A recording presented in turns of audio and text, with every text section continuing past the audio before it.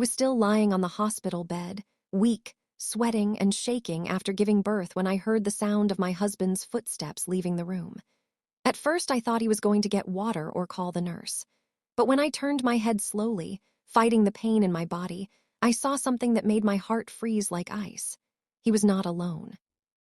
His mother and 2 sisters were standing at the doorway, whispering to him with faces full of anger, as if I had committed a crime by bringing a child into the world. I could not hear everything, but I heard enough to break my heart completely. She gave birth to a girl again. What use is she? Leave her here. We warned you she would only bring shame. Let her stay with her baby if she wants. We are done with her. The words hit me harder than labor pains. I wanted to scream. I wanted to sit up.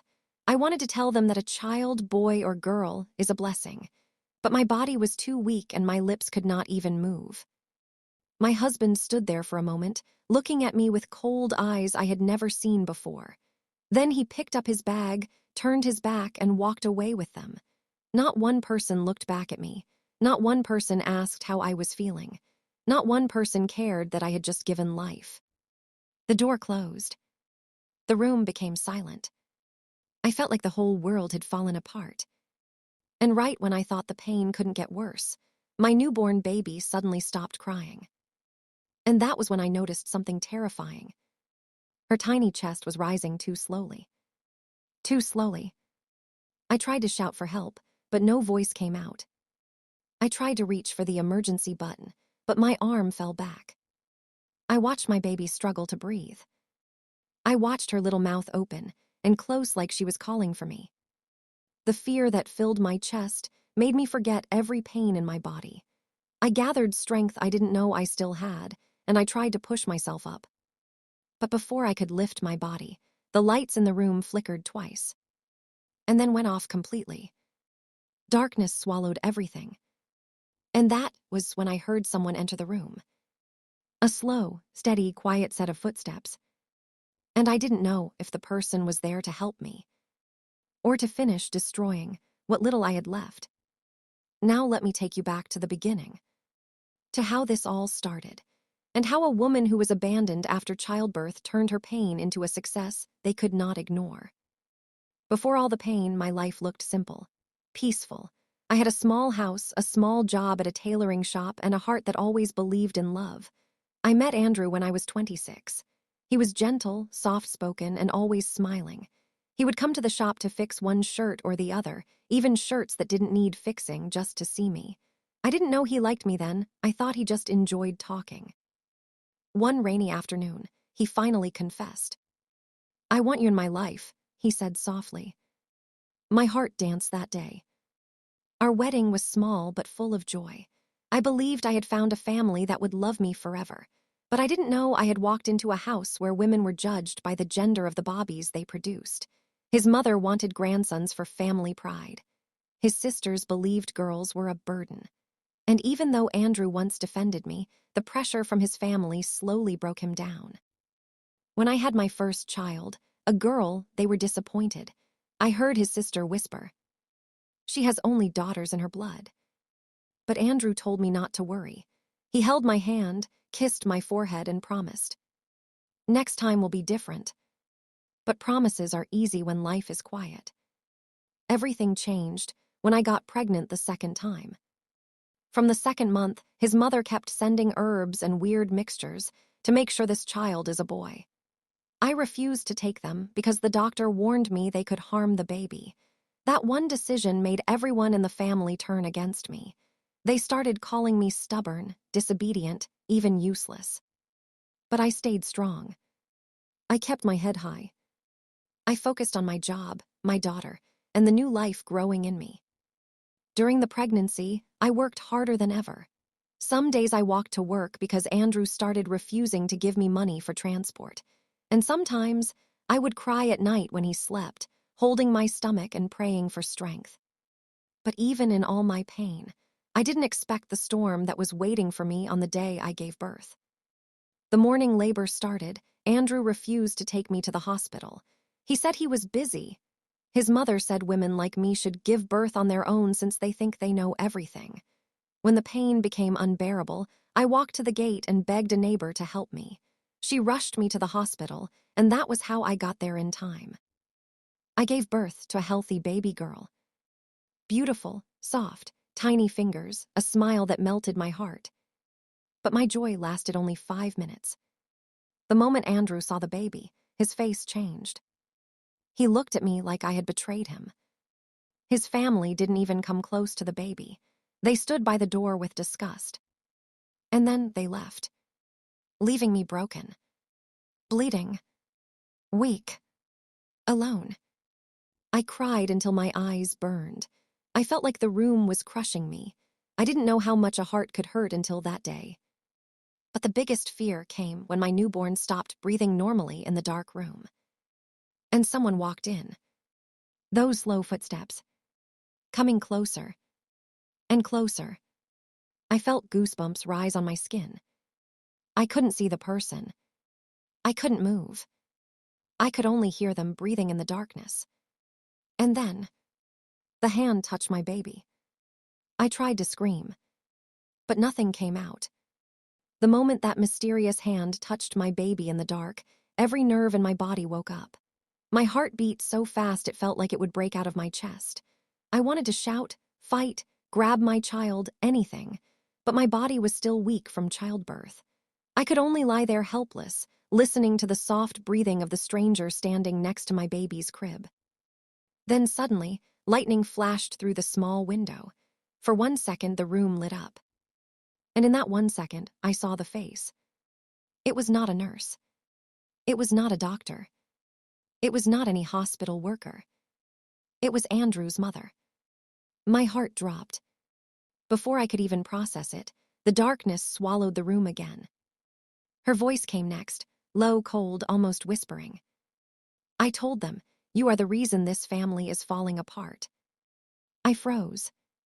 She leaned even closer to the crib. I heard my baby give a tiny, weak cry. "What kind of woman gives birth to 2 girls?" she hissed. "You think you can tie my son down with useless children?" I wanted to scream, "Stop." I wanted to grab her hand. I wanted to protect my baby. But my body refused me. As she continued speaking, her tone shifted from angry to something even more dangerous. "It is better if this one does not survive," she whispered. My heart almost stopped. I felt a sharp shock in my chest. My fingers twitched. My body fought to move. But she continued, her voice as calm as a person reading a bedtime story. "That way, my son can marry a real woman, a woman who will give him sons." I felt the world tilt. She was not only hateful, she was dangerous. And she was standing beside my helpless newborn. Lightning flashed again, and this time I gathered strength from the deepest part of my soul. I tried to lift myself, tried to scream, tried to reach, but my body betrayed me again. The pain shot through my waist and held me down. My baby gave a small choking sound. That sound brought out a strength I didn't know I had. I forced my hand to move, just 1 inch, then 2. I grabbed the edge of the bed and pulled myself upward. I felt something tear inside me, but I didn't care. I had to save my baby. The thunder outside roared, shaking the window glass. She didn't move. She didn't look at me. She just kept whispering to my baby. "Your mother is weak. She cannot protect you." That was when the door opened. A nurse entered with a flashlight. "What is happening here?" she shouted. Andrew's mother slowly turned around, pretending like she was just checking on us. "Oh, nurse," she said softly. "The baby was crying. I came to help." But the nurse wasn't fooled. "You are not allowed in this room," the nurse said firmly. "The doctor gave strict orders. Please leave." Andrew's mother gave me one last cold stare, a stare that carried warning, threat, and hatred all at once. Then she walked out without saying another word. The moment she left, the nurse rushed to my baby. She checked her breathing.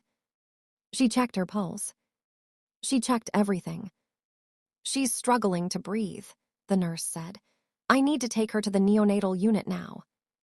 Panic hit me again. "Is she going to be okay?" I whispered. The nurse didn't answer. She simply lifted my baby and hurried out of the room.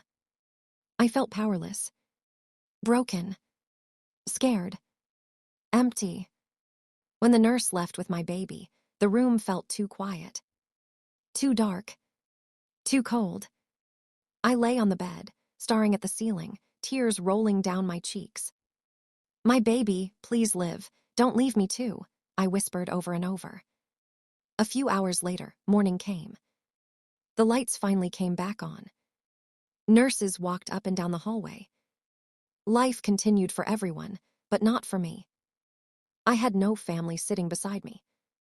No husband. No comfort. No help. Everyone I trusted had walked away. And the only person I needed, the little girl fighting for her life, was struggling alone in another room. Later that morning, the doctor came in. He looked tired and serious. "Your baby is stable for now," he said. But the "for now" pierced my heart. I asked if I could see her. He shook his head. "Not yet, you need to rest, and she is still too fragile." Rest? How could I rest when my whole world was shaking? When the doctor left, I wiped my tears and stared out the window. I promised myself something that moment. If my baby survived, I would never be weak again. Never depend on anyone again. Never let anyone look down on me or my children. Never let pain break me again. And that promise was the beginning of the strength I never knew I had. Later in the afternoon, someone unexpected entered my room. At first, I thought it was a nurse. But the moment the person stepped inside, I realized it was someone who was about to change everything. Someone who had seen everything that happened the night before. Someone who had information that would shake my world again. The person walked closer, closed the door, and whispered, "I know what your husband and his family are planning next." My stomach tightened. What do you mean?" I asked with a trembling voice. The person looked me straight in the eyes.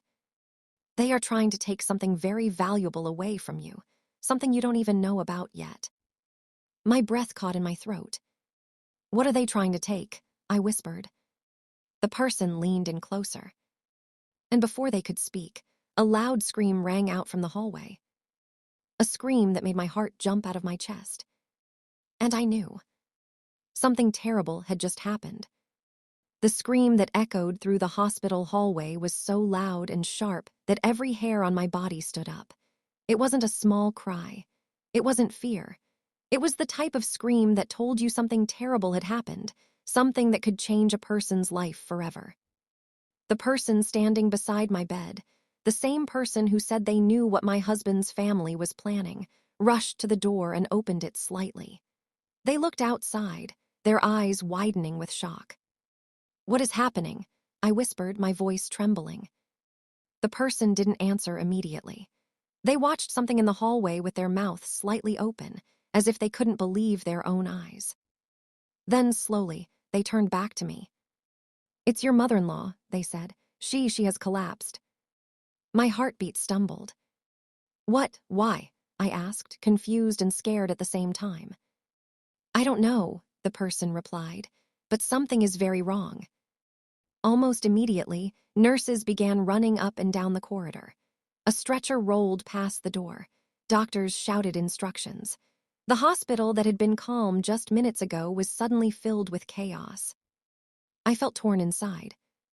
This was the same woman who stood in the darkness beside my newborn baby and whispered deadly words. The same woman who wanted my child gone. The same woman whose hatred tried to crush my heart. But she was also a human being, a mother, an elderly woman, and she had collapsed. I didn't know how to feel. Just when my mind was spinning with confusion, the person who had come to speak with me closed the door again and hurried toward my bed. "Listen to me," they said. "Before anything else happens, you need to know what your husband and his family are planning." I swallowed hard. My throat felt dry. "What are they planning?" I asked. The person pulled a chair closer. "I shouldn't tell you this," they said, "but last night, after they left your room, I overheard them talking in the parking lot." My chest tightened. They said you are too weak to fight them. They said you have no family here. They said you have no money, so they want to take your first daughter away. I froze. My mind went blank. My breath stopped. What? Take her? Why? I whispered.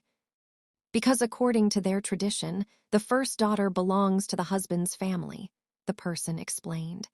They said they will raise her the way they want, that you have failed as a wife, and they will not allow you to fail as a mother too. Tears rolled down my face instantly. They can't take my child, I said, shaking my head. They can't do that to me. The person reached for my hand. I know, that's why I came to warn you. My heart was crashing against my ribs. My daughter, my first child, was the only light I had left. The only one who made me smile in that house. The only one who hugged me when nights were too heavy. The only one who made me believe love still existed. They said they will come today, the person continued. They are waiting for the right moment. I felt the room spin again. Please, please help me, I whispered. I don't know what to do. We will figure something out, the person said softly. But before we could even talk further, the door swung open. I flinched. A doctor rushed in, breathing hard, looking stressed. We tried our best, he said quickly. But the baby, your baby, she needs emergency support. We need your consent now. We must move her to the main city hospital. My lungs squeezed painfully. What is wrong with her? I asked, shaking. She is not breathing well on her own, the doctor said. Her oxygen level is dropping. We need to transfer her immediately. Everything inside me shattered. My newborn, my tiny angel, was fighting for her life. My first daughter was in danger of being taken away. My husband's family was planning my downfall.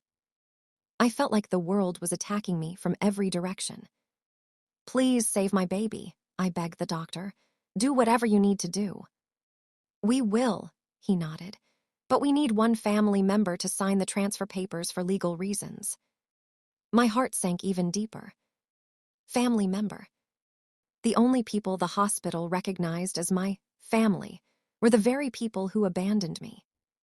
What if they refuse? I whispered. The doctor hesitated.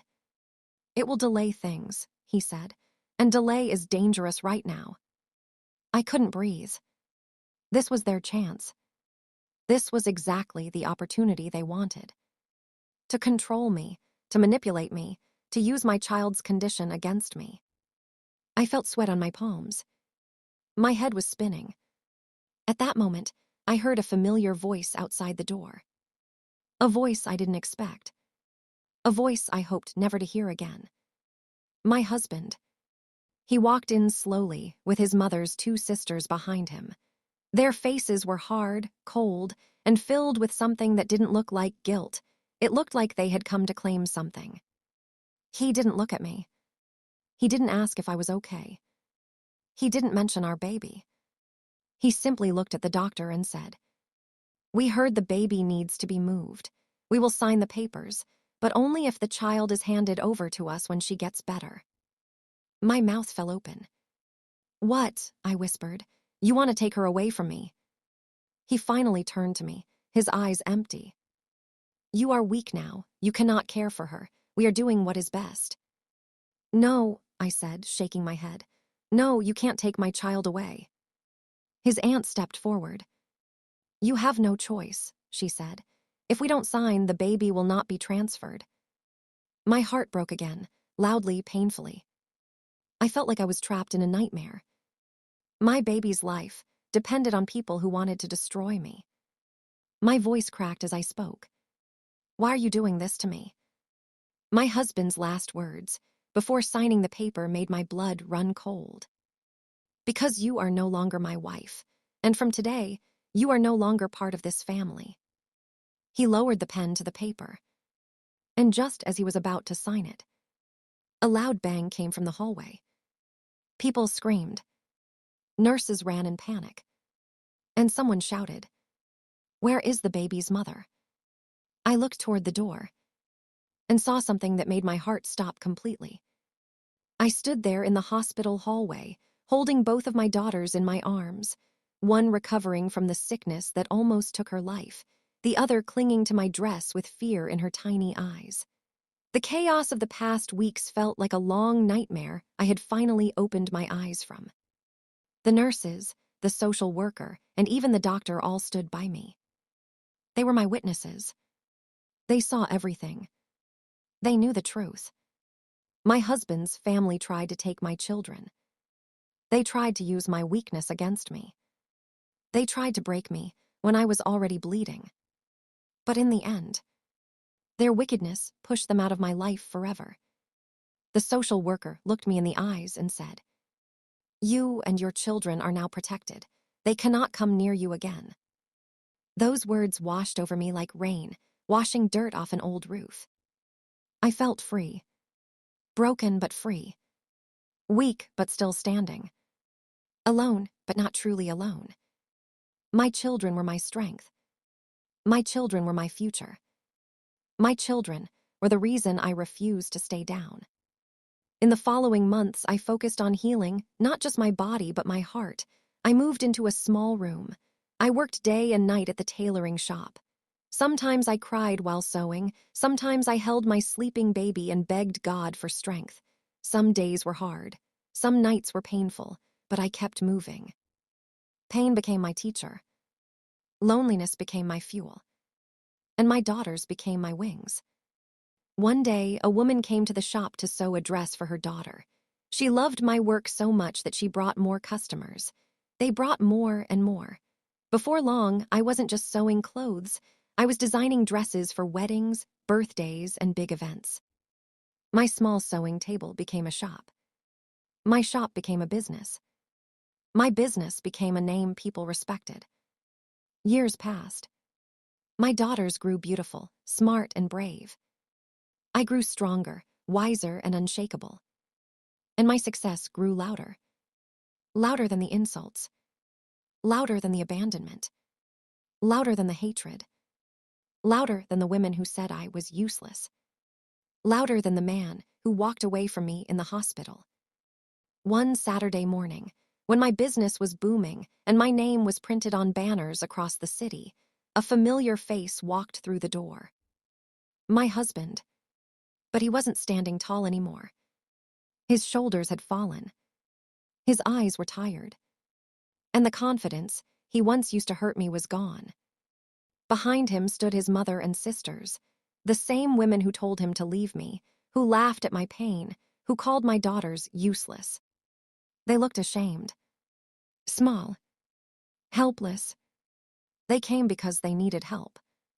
They came because life had turned against them. They came because they wanted something from the woman they once threw away. But I didn't shout. I didn't cry. I didn't insult them. I simply looked at them, straight and calm, and said, "I am not the same woman you abandoned." They lowered their heads. The same family that once looked at me with disgust now looked at me with respect and fear. I had no place for hatred in my heart anymore. Hatred belongs to broken people. I was no longer broken. I walked to the door, opened it wide, and said softly, "I forgive you, but forgiveness does not mean you can enter my life again. Please leave." And they left, quietly, slowly, defeated. That day, I knew my journey was complete. They turned their backs on me after childbirth.